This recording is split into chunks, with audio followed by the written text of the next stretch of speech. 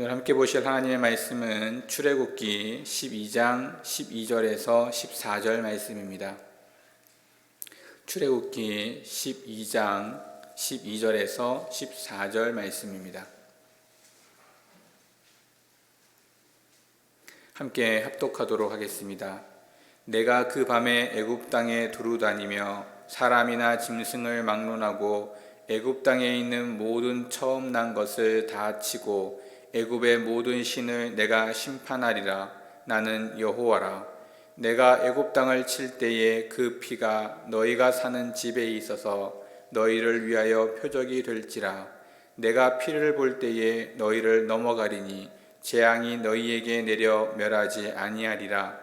너희는 이 날을 기념하여 여호와의 절기를 삼아 영원한 규례로 대대로 지킬지니라.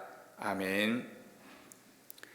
오늘 본문의 말씀은 이제 10번째 재앙 중에 마지막 재앙을 남겨두고 이제 마지막으로 경고하고 있는 경고의 메시지입니다.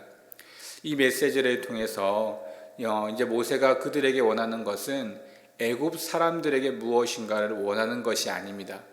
오늘 본문에 보는 것처럼 이제 마지막으로 이스라엘 사람들에게 이제 경고 아닌 경고를 하고 있는 것입니다. 9번째 재앙까지는 이제 일방적인 은혜였습니다. 하나님께서 그들을 지키고 있고 또 그들을 보호하고 있고 또 그들이 그동안 보았던 애굽의 수많은 신들보다 능력 있는 하나님임을 그들에게 보여주었다면 이제 10번째 마지막 재앙은 이스라엘 사람들의 의지적인 표현이 필요했습니다.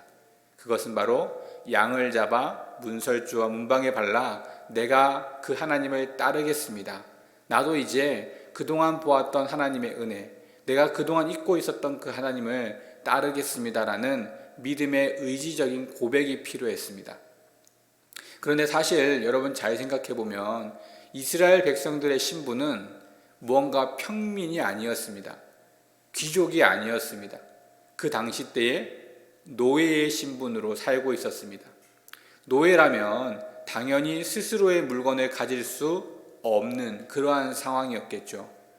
그러한 사람들이 그 중에 몇은 자신들의 물건을 소유할 수도 있었겠지만 대부분들은 자신들의 물건은 없었기에 당연히 그 양을 구하기 위해서는 굉장히 큰 노력이 필요했을 것입니다. 단순히 양을 잡는 문제가 아니라 양을 구하는 문제도 쉽지 않은 문제였던 것입니다. 그럼에도 불구하고 그들에게는 그와 같은 의지적인 표현, 즉 내가 어떠한 모습이든 하나님 앞에 나아가고자 하는 간절함을 가지고 나아가는 간절함, 그리고 양을 구하기 위해서 어쩌면 자신의 목숨을 버려야 할 그와 같은 상황도 굳건히 내가 맞아들이겠다, 그것을 내가 충분히 감당하겠다라는 그러한 의지적인 표현까지도 필요했던 상황인 것입니다. 그러한 모습 가운데 이스라엘 사람들은 자신들이 이제는 내가 믿겠다라는 그런 의지적인 믿음을 표현하면서 일방적으로 하나님께 은혜를 받는 것이 아니라 나도 그 은혜, 그 사랑, 그 앞에 나아가겠다는 확신으로 하나님 앞에 나아가야 했던 것입니다. 그리고 이것은 정말로 중요한 사건인 것입니다. 그 이전까지 9가지 재앙은 중요하지 않았습니다. 왜요? 사실 그 이전부터도 하나님은 이스라엘 백성들을 보호하고 계셨습니다. 그들을 지켜주고 계셨습니다. 그들이 알고 있는 모든 신보다 능력 있는 분이었습니다. 그런데 이 마지막이 중요한 것은 이스라엘 사람들의 의지적인 표현이 더해지는 것이었기 때문입니다. 그래서 하나님께서는 이 날을 기념하여 지켜야 한다라고 말씀하신 것입니다. 이것을 유월절이라고 표현합니다. 이스라엘 사람들이 애굽을 나온 날, 그래서 우리는 이것을 출애굽이라고 하죠.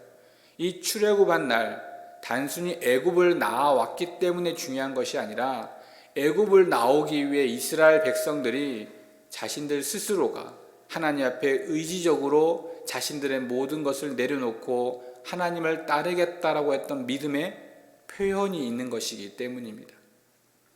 이 유월절을 빗대어 지금 우리에게 말하는 것은 십자가의 사건입니다. 피 없이는 죄 사함을 받을 수 없는 이 예수 그리스도의 십자가 사건은 단순히 그가 우리에게 베풀어 주신 은혜만으로 그치는 것이 아닙니다. 당연히 누구의 의지적 표현요?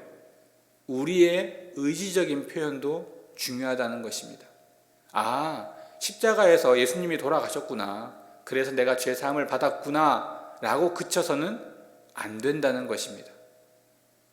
내가 그 십자가 사건을 안다면, 그것이 얼마나 놀라운 은혜이며 사랑인지를 깨닫는다면, 그런 예수님의 모습을 보고 나도 내 것을 내려놓고 하나님을 따르겠다는 의지적인 믿음의 표현을 함께 동반해야 한다는 것입니다.